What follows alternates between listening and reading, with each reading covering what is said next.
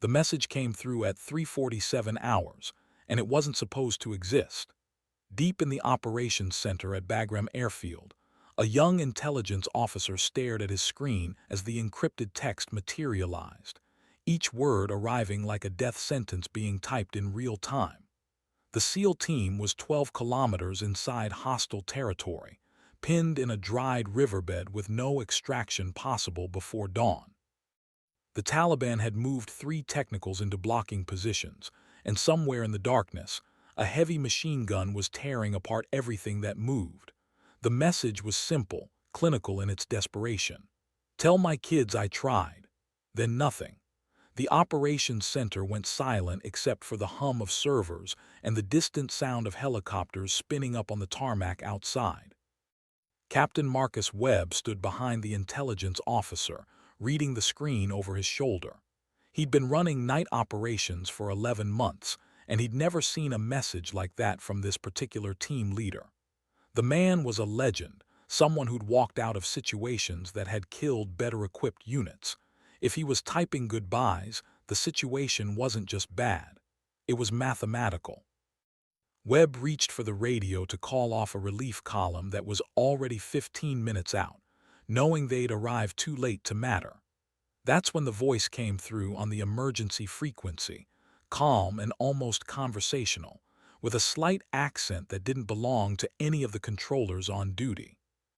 "Bagram Control, this is Revenant 4-1, 10 minutes out from target area Kodiak. I'm tracking 3 heat signatures in blocking positions and 1 stationary heavy weapon emplacement.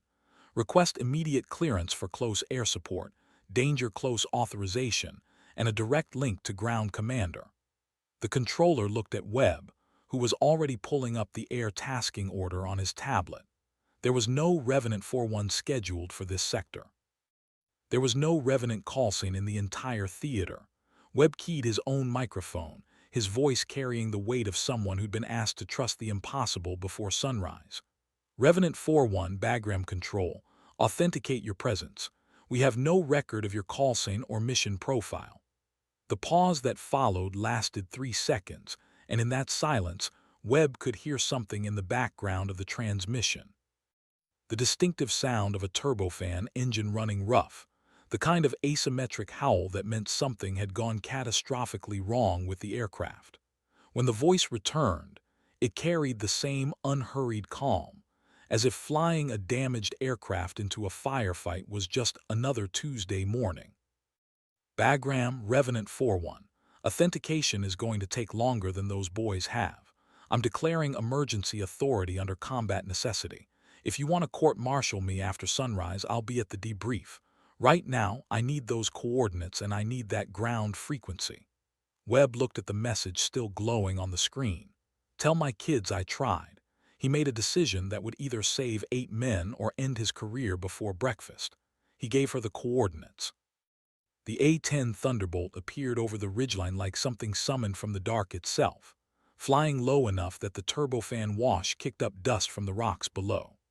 In the riverbed, Staff Sergeant Karim Delacroix pressed himself deeper into the shallow depression that had kept him alive for the last 40 minutes, and watched the aircraft cross overhead with one engine trailing a thin stream of flame that looked almost decorative in the pre-dawn darkness. The heavy machine gun that had killed 2 of his teammates went silent, and for a moment the only sound was that damaged engine, a roar that was wrong in every technical sense but somehow still pushing the aircraft forward. Delacroix had called in close air support 17 times in his career. He'd worked with F-16s, Apache, and fast movers that screamed through at altitudes that made them distant and impersonal. This was different. This was an A-10 flying wounded and angry, so close he could see the paint chipped along the fuselage, and the way the aircraft tilted slightly to compensate for the failing engine. The radio crackled in his ear, a woman's voice cutting through the static with the kind of precision that came from someone who'd done this so many times that panic had been trained out of her vocabulary. "Ground Team Kodiak, Revenant 4-1. I have eyes on 3 technicals in blocking positions, bearing 270, 315, and 045 from your position. I have 1 heavy weapon emplacement at bearing 180. Confirm you are in the dried riverbed, northern bank, with 8 personnel. Delacroix keyed his radio with hands that had stopped shaking somewhere around the second magazine change. Revenant 4-1, Kodiak Actual. Confirmed, 8 personnel northern bank. We've got 2 urgent casualties and about 90 seconds before that machine gun finds our position again. How copy? The response came back immediately, and there was something in the voice that reminded Delacroix of his grandmother, a woman who'd survived the siege of Sarajevo by refusing to acknowledge that fear was a valid response to artillery fire. Solid copy, Kodiak. I'm making my run from east to west, gun first on the heavy emplacement, then rockets on the blocking positions. You're going to hear things get very loud very soon. Keep your heads down and trust the airplane. Delacroix wanted to ask about the burning engine, about whether she could actually make the run with a crippled aircraft, but the A-10 was already banking into position. The nose dipped slightly, and then the world ended in a sound that made the machine gun seem like a child's toy. The GAU-8 Avenger cannon spoke with a voice that belonged to some ancient god of violence, a deep tearing sound that vibrated through the ground and into Delacroix's chest. The heavy machine gun emplacement simply ceased to exist, replaced by a column of dust and fragmented metal that rose 15 feet into the air. The A-10 pulled up, trailing that line of flame from the damaged engine, and then banked hard to bring the rocket pods to bear on the first technical. The Hydra rockets left contrails in the darkness, beautiful and terrible, and the pickup truck with its mounted weapon disappeared in a flash that lit up the entire ridgeline. The second technical tried to run, the driver finally understanding that staying in position meant death, but the A-10 was already in pursuit. Delacroix watched the aircraft chase the fleeing vehicle across broken ground, flying with a precision that seemed impossible for something so damaged. The rockets found their target, and the technical rolled twice before coming to rest on its side, burning. The third vehicle had better survival instincts. The driver abandoned the truck and sprinted for the rocks, leaving the mounted gun unmanned. The A-10 put 2 rockets into the technical anyway, then climbed slightly to survey the battlefield. The damaged engine was smoking heavily now, the flame visible even in the growing light of early dawn. Delacroix could see the aircraft more clearly, could see the way it flew with a subtle asymmetry that spoke to extraordinary piloting skill. The voice came back on the radio, still calm, still unhurried. Kodiak Actual, Revenant 4-1, all hostile positions neutralized. I'm going to make one more pass to confirm, then I need to get this aircraft pointed toward home before that engine decides it's done being cooperative. Delacroix keyed his radio, searching for words adequate to the moment. Revenant 4-1, Kodiak. That was the best shooting I've ever seen. We owe you everything. What's your name? The pause that followed was longer this time, and when the voice returned, it carried something that might have been amusement. Revenant 4-1 is sufficient, Sergeant. Names are for after-action reports and medal ceremonies. Right now, I'm just the person who happened to be in the right place with a damaged airplane and a full weapons load. The A-10 made its final pass, slower this time, the damaged engine coughing black smoke that trailed behind like a warning. Delacroix watched it cross overhead and thought about all the briefings he'd sat through about air support, about the calculated distances and safety margins and carefully coordinated timing. This pilot had thrown all of that into the fire and flown danger close with an aircraft that should have been declaring an emergency and heading for the nearest runway. Instead, she'd saved 8 men who'd already written their goodbyes. The radio crackled one last time. Your extraction birds are inbound, ETA 14 minutes. Stay safe, Kodiak. The A-10 turned east, climbing slowly, and disappeared into the lightening sky. At Bagram, Captain Webb was already composing the initial report when the radio call came in from the tower. Control Tower. We have Revenant 4-1 declaring emergency on final. Request immediate crash and rescue standby. Aircraft is flying on one engine and reporting hydraulic failure in the right stabilizer system. Webb ran for the tower stairs, taking them 3 at a time. By the time he reached the observation deck, the A-10 was on short final, coming in too fast and too steep. The right engine nothing but dead metal, while the left engine screamed with the effort of keeping the aircraft airborne.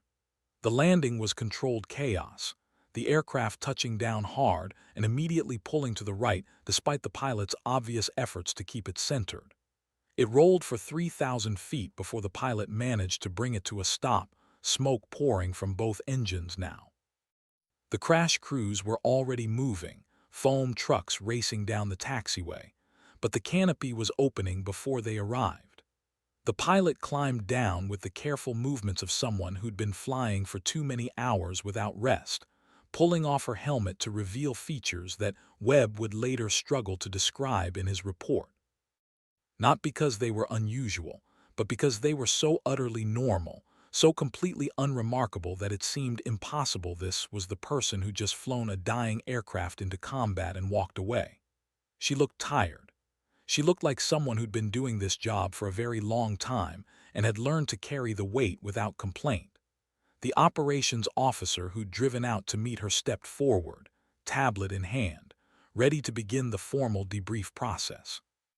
"Ma'am, I need to confirm your identity and mission authorization. We have no record of Revenant Coulson in the theater, and your aircraft isn't showing on any scheduled operations."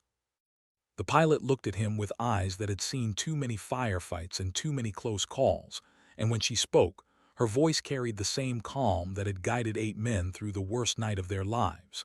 "Major Rivka Stern, 104th Fighter Squadron. The Revenant Coulson is personal, not official. As for authorization, I was returning from a reconnaissance mission when I intercepted the emergency traffic. I made a combat decision. If that's a problem, put it in the report." The operations officer looked uncertain, glancing at Webb, who'd followed the crash crews out to the flight line. Webb just nodded. Whatever paperwork nightmare this was going to create, it was worth it. 8 men were alive because this woman had decided that rules mattered less than lives. The sun was fully up now, turning the mountains pink and gold, and the damaged A-10 sat smoking on the taxiway like a monument to stubborn competence. Major Stern walked toward the operations building without looking back, her flight suit stained with hydraulic fluid and sweat, her movements economical and precise.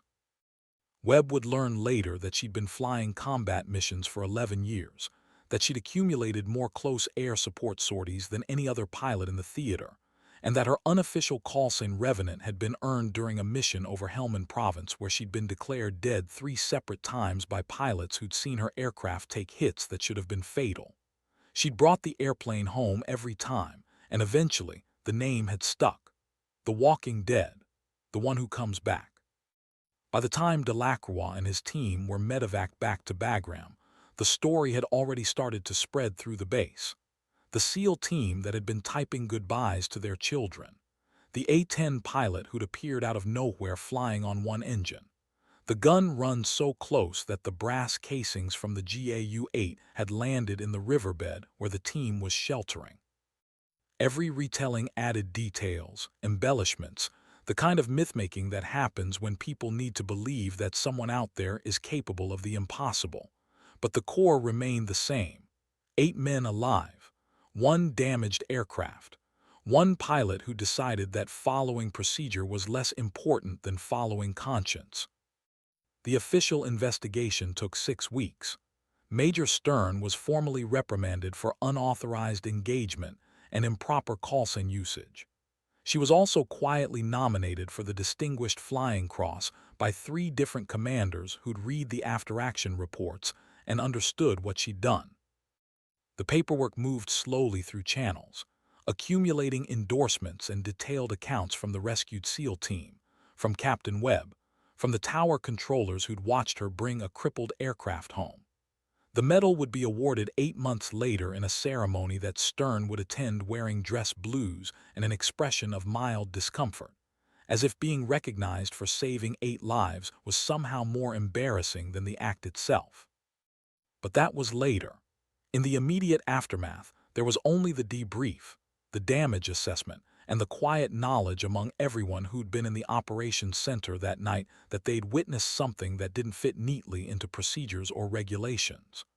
Webb found Stern in the ready room 3 days after the mission, studying approach charts and drinking coffee that had been sitting in the pot for far too long. He sat down across from her without asking permission, and they sat in silence for a moment before he spoke.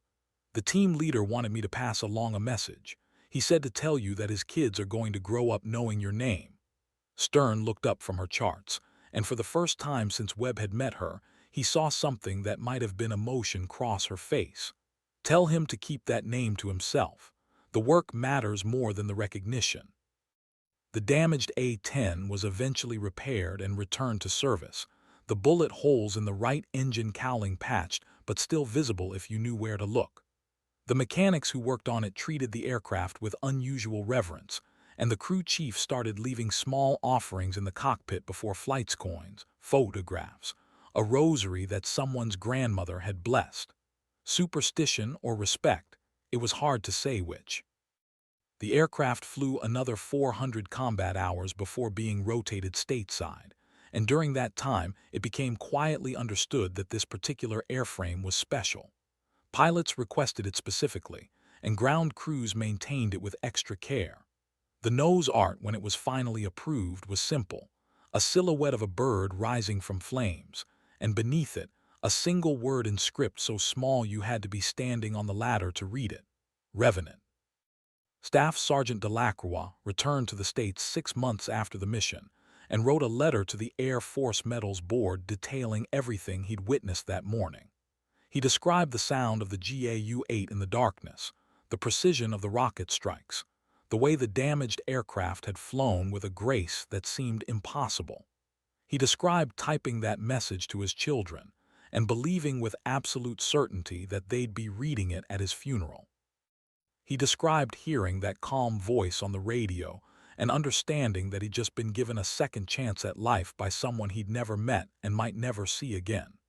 The letter was 12 pages long, single-spaced, and it ended with a single sentence: "If there's any justice in this world, Major Stern will receive the recognition she earned 10 times over that morning." The Medals Board added it to the growing file of endorsements, and somewhere in the Pentagon, a committee decided that this particular instance of unauthorized engagement warranted exception rather than punishment. 3 months after the medal ceremony, Stern was transferred to a training squadron in Arizona, where she spent the next 2 years teaching young pilots the art of close air support. She was a demanding instructor, famous for her ability to identify the exact moment when a student was relying on technology instead of instinct, when they were flying the checklist instead of flying the airplane. Her students feared her and revered her in equal measure, and the stories about that morning in Afghanistan circulated through the training pipeline like oral history. Some of the details were accurate, most were embellished. All of them ended the same way: Revenant 41 brought them home. The pilot who'd be tasked with flying combat search and rescue in the next generation of conflicts would learn their trade from someone who understood, viscerally and completely, what it meant to be the last hope for people who'd run out of options. Stern never talked about that night unless directly asked, and even then her answers were brief and technical. She'd made a gun run. She'd employed weapons. She'd brought the aircraft home. The emotional weight of saving 8 lives was something she carried privately, another addition to the burden that all combat pilots learn to bear. The weight of decisions made in seconds that echo for lifetimes. Years later, when Delacroix's daughter asked him about the war, about what he'd done and seen, he'd tell her about the morning in the riverbed. He'd describe the message he'd typed, certain it would be his last words. He'd describe the sound of the A-10 crossing low, one engine trailing fire. He'd describe the voice on the radio, calm and professional and utterly unshakable. And he'd tell her that sometimes, in the darkest moments, when everything seems lost and the outcome seems certain, someone appears who refuses to accept that certainty. Someone who looks at impossible odds and decides that they're merely difficult. someone who flies a damaged aircraft into danger because 8 lives matter more than one career. His daughter would ask if he'd ever met this pilot, this revenant, and Delacroix would shake his head. Once, at a ceremony, we shook hands. She said she was just doing her job. His daughter would think about this, processing the story the way children do, looking for the lesson beneath the narrative. Was she right? Delacroix would consider the question, thinking about everything that had happened since that morning, about the life he'd lived because someone had decided rules were negotiable. Technically, yes, but some jobs matter more than others. The A-10, with the revenant nose art, was eventually retired and sent to the boneyard at Davis-Monthan, where it sat among thousands of other aircraft that had served their time and been deemed surplus to requirements. But before it made that final flight, the crew chief who'd maintained it for 4 years removed the small panel beneath the cockpit that bore the aircraft's service history. He kept it in his garage, mounted on the wall above his workbench, a reminder that some machines transcend their specifications and become something more. Something that carries the weight of stories and lives saved, and impossible flights completed against all technical probability. On quiet evenings, when the work was done and the sun was setting through the garage windows, he'd look at that panel and remember the morning it had come back with one engine dead and hydraulics failing. And he'd remember the woman who'd climbed down from the cockpit like it was just another Tuesday. Major Rivka Stern retired from active duty after 23 years of service, her personnel file thick with commendations and classified mission reports, and the kind of efficiency evaluations that made promotion boards nod approvingly. The Distinguished Flying Cross sat in a box in her closet, alongside the Air Medal with Valor device and the various other recognition that accumulates over a career spent in combat zones. She didn't display them. She didn't talk about them. They were simply documentation of time served, of missions flown, of a career spent doing work that mattered to people she'd never meet in places whose names she sometimes struggled to remember. She took a job with a defense contractor, teaching simulation and tactical doctrine to pilots who'd never flown the A-10, but needed to understand what it could do in the right hands. The work was technical and bloodless, all PowerPoint presentations and software demonstrations, but sometimes she'd look at the young faces in the classroom and see Delacroix in that riverbed, see all the people she'd covered over the years, and the work would feel important again. The story entered the folklore slowly, the way all military stories do. It was told in ready rooms and briefing spaces, in officer clubs and maintenance hangars, each telling adding new details or subtracting old ones until the core remained but the specifics became fluid. In some versions, the A-10 was flying on no engines, kept aloft by sheer determination. In others, there were 20 technicals instead of 3, an entire enemy battalion instead of a blocking force. The truth was dramatic enough without embellishment, but stories have their own logic, their own need to grow and evolve until they become teaching tools instead of historical records. The lesson was always the same. Competence matters more than recognition, and sometimes the most important missions are the ones that aren't on any official flight schedule. When the documentary crew came to interview her, 15 years after that morning in Afghanistan, Stern was 61 years old and running a small flight school in New Mexico. They tracked her down through military records and persistent questioning, building a program about unsung heroes of the Afghan conflict. She agreed to the interview reluctantly, on the condition that they focus on the mission rather than her personal history. The interview lasted 4 hours, conducted in the hangar where she kept the Cessna she used for instruction, and the director would later say it was the most technically precise and emotionally restrained account he'd ever recorded. Stern described the night flight, the intercepted radio traffic, the decision to divert. She described the damage to the aircraft, the way the right engine had failed during the initial approach, the hydraulic issues that had made the landing a calculated gamble. She described the gun run and the rocket strikes with the clinical precision of someone reading a tactical manual. And when the director asked how she'd felt, typing that message, watching 8 men prepare to die, she looked directly at the camera and said the only thing that mattered.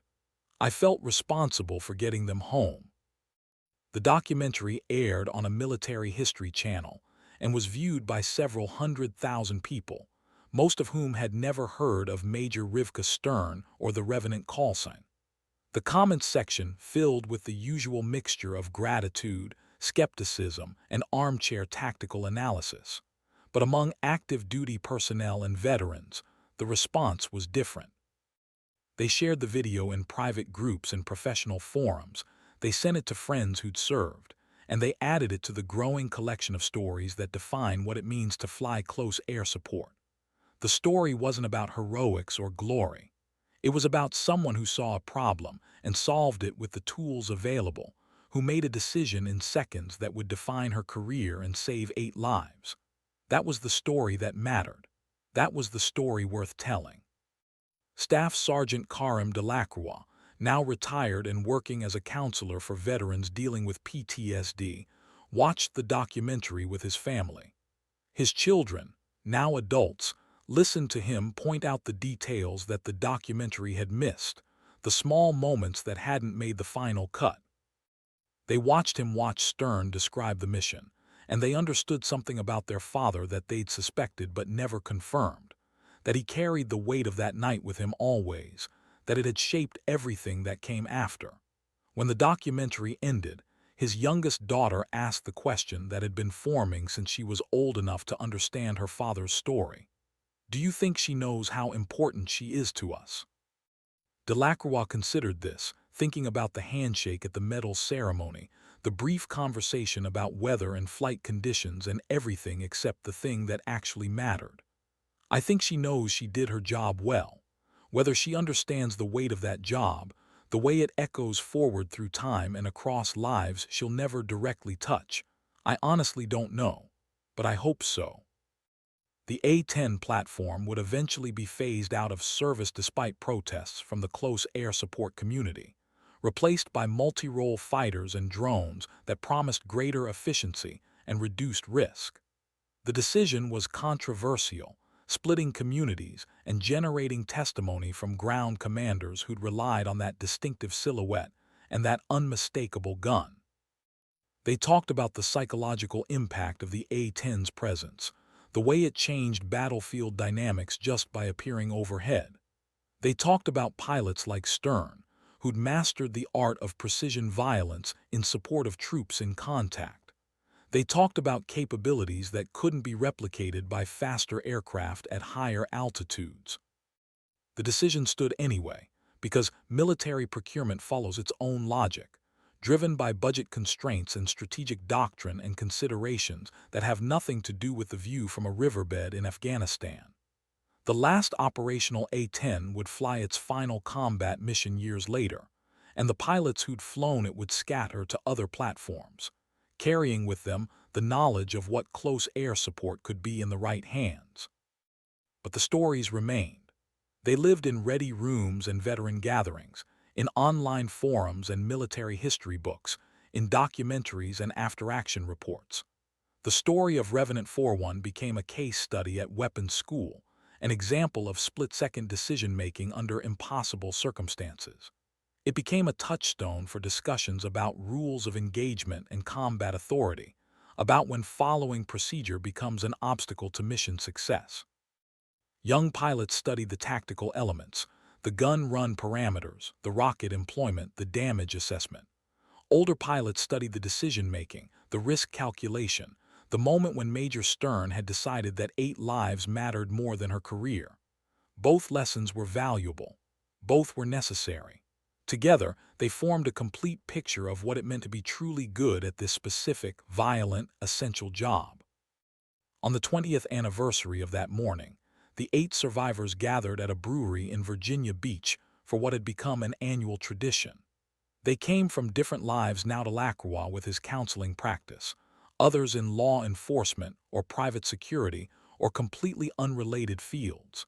They gathered because some experiences create bonds that don't diminish with time, because surviving something together creates obligations that persist.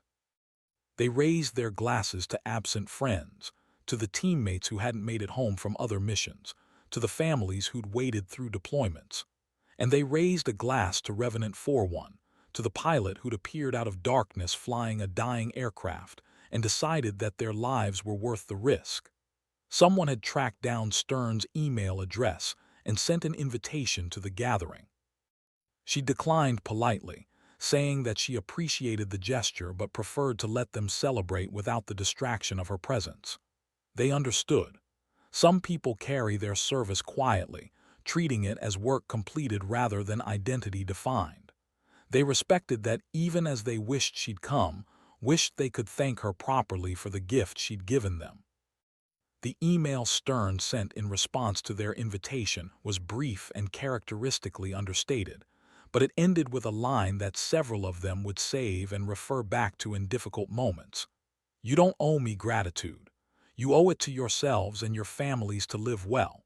That's the only thanks that matters." Delacroix read that line to his daughter that evening, and she understood something about heroism that most people never learn. That the best heroes are the ones who deflect recognition, who treat extraordinary actions as ordinary responsibilities, who measure success by outcomes rather than accolades. That understanding would shape her own career choices, her own approach to service and responsibility, in ways that would echo forward through generations.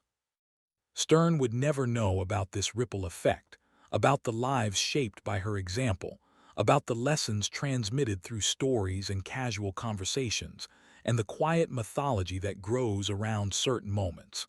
That was probably appropriate. The best lessons are the ones learned through observation rather than instruction. Major Rivka Stern died quietly 15 years later, at 76, from complications following a stroke. The obituary in the military newspaper was respectful but brief, listing her years of service and major commendations, but missing the texture of a career spent in cockpits and ready rooms and the mental space where decisions get made under time pressure. Her funeral was well attended but not crowded, drawing former squadron mates and students, and a handful of people whose connection to her wasn't immediately obvious. Among them was a man in his 60s who stood at the back and didn't approach the family. When someone asked who he was, nobody had a certain answer. But those who'd been paying attention might have noticed the seal trident pin on his jacket lapel, might have seen him pause at the memorial display that included a photograph of Stern in flight suit standing beside an A-10 with distinctive nose art. He didn't stay for the reception. He came, he paid respects, he left. That was enough. The memorial service included the traditional missing man formation, 4 aircraft crossing overhead with one pulling up and away, and among those watching from the ground were pilots who'd learned their trade from Stern, who'd absorbed her lessons about precision and responsibility and the specific weight of flying close air support. They'd carry those lessons forward to new students, new conflicts, new situations that would demand split-second decisions and perfect execution. The chain of knowledge would continue, unbroken, a living testament to someone who'd understood that the work mattered more than the recognition. That was her legacy, more enduring than medals or obituaries or documentary appearances. She taught people to be better at a job that saved lives, and those people would teach others, and the ripple would spread indefinitely forward through time. In a box with her effects was a letter, sealed and addressed to Staff Sergeant Karim Delacroix. It had been written years earlier and left with instructions to be sent after her death. The letter was characteristic Stern brief, precise, emotionally restrained. It acknowledged that night in the riverbed, confirmed details he'd wondered about, and ended with a paragraph that he'd read at his daughter's graduation from flight school 5 years later. "You asked once if I knew how important that mission was. The answer is yes. Every mission where someone goes home who wouldn't have otherwise is important. Every decision to prioritize lives over procedure is important. Every moment when we choose courage over caution is important. You've lived a good life since that morning. That makes the choice I made important. Keep living well. That's how you honor what happened. His daughter would frame that letter and keep it in her office through her entire career. A reminder that importance isn't always visible in the moment. That legacy is measured in lives lived rather than recognition received. The aircraft that had flown as Revenant 41 that morning no longer existed, cut apart for scrap metal years earlier when its service life finally expired. But the nose art had been saved. The panel with that small script silhouette carefully removed and donated to the National Museum of the Air Force, where it sat in a climate-controlled storage facility, awaiting a future exhibit on close air support in 21st century conflicts. The curator who'd accepted the donation had read the documentation, had understood the significance, and had made sure it was preserved with appropriate care. Someday it would be displayed with context and explanation, another artifact in the long history of aerial warfare. Visitors would walk past it, read the placard, maybe pause to consider what that particular piece of metal represented. Most would move on quickly, drawn to flashier exhibits and more dramatic stories. But some would stop and think about what it meant to fly into danger with a damaged aircraft, to make perfect gun runs under impossible circumstances, to prioritize 8 lives over a career. Those visitors would carry the story forward, would tell it to others, and the cycle would continue. In classrooms where young pilots learned the theory and practice of close air support, instructors still referenced that mission as a case study in tactical decision-making. They broke down the geometry of the gun run, the weapons employment sequence, the damage management that kept the aircraft flying long enough to complete the mission and return home. They discussed the violation of established procedure, the unauthorized use of a personal call sign, the decision to engage without proper approval. And then they asked the question that mattered. Given the same circumstances, the same information, the same impossible time pressure, what would you do? Most students said they'd do exactly what Stern had done. Some were honest enough to admit they didn't know. The best students understood that you never really knew until you were there in the cockpit, with seconds to decide and lives hanging in the balance. That uncertainty, that awareness of the gap between training and reality, was the beginning of wisdom. The instructors who recognized that uncertainty in their students knew they were teaching people who might actually be good at this job when it mattered. The sky over Afghanistan had witnessed countless similar moments during decades of conflict-desperate calls for help, aircraft responding, violence delivered with precision and withdrawn with discipline. Most of those moments were documented only in after-action reports and classified mission summaries, known to the participants and forgotten by history. A few became stories, passed through unofficial channels and unofficial networks, building mythology around competence and courage, and the specific kind of professional excellence that matters in war. The story of Revenant 41 was one of these, neither the first nor the last, but distinctive enough in its details to persist. An underestimated pilot, a damaged aircraft, 8 men who'd written their goodbyes and lived to write gratitude instead. The story had everything necessary to survive: technical specificity, emotional weight, and a lesson that transcended the particular circumstances. That lesson, refined through countless retellings, was simple: competence and courage matter more than recognition. The best people do the work without needing applause. The best missions are the ones where everyone comes home. Everything else is just noise. That was the legacy. That was what endured. That was why, decades after that morning in the riverbed, pilots still used the name Revenant, still understood what it meant, still aspired to the standard it represented. Walking dead. The ones who come back. The ones who bring others back. The ones who refuse to accept that death is certain just because the odds say it is. That refusal, that stubborn insistence on survival and success against technical probability, was the heart of the story. Everything else was just details.